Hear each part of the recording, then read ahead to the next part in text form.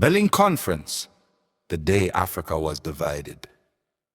How a meeting of European powers in 1884 planted the roots of Africa's political, economic, education, spirituality, entertainment, arts and music, and social struggles. Ladies and gentlemen,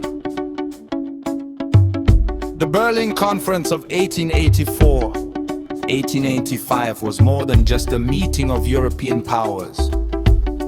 It was a defining moment that reshaped the destiny of Africa, convened by Chancellor Otto von Bismarck. 12 European nations, including Britain, France, Germany, Portugal, Belgium, and Italy, gathered in Berlin to regulate colonial competition in Africa. In a single room, without African representation, the map of Africa was arbitrarily divided along rivers, mountains, and imagined borders, laying the foundation for decades of political instability.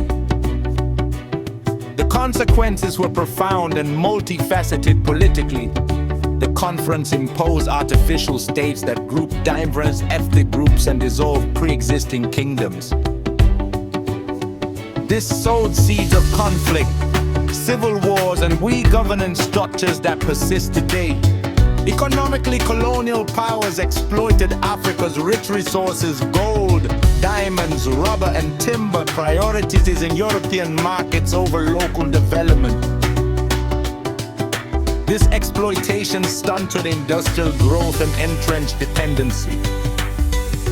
In education, European powers introduced limited systems designed to produce clerks and laborers rather than thinkers or leaders, creating a legacy of unequal educational opportunities.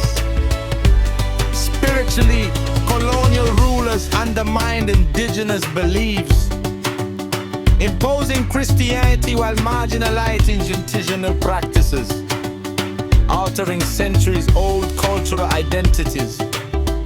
Socially, the forced migration, slavery, legacies, and unequal treatment disrupted community cohesion.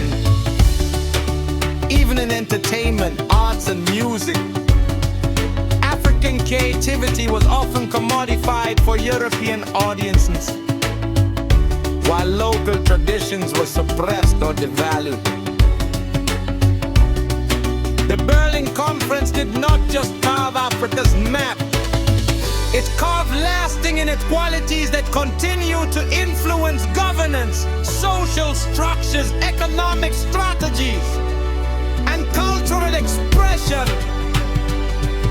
Understanding this historical moment is essential not only to acknowledge the injustices of the past, but also to empower Africa to reclaim agency over its political, economic, educational, spiritual, artistic, and social futures.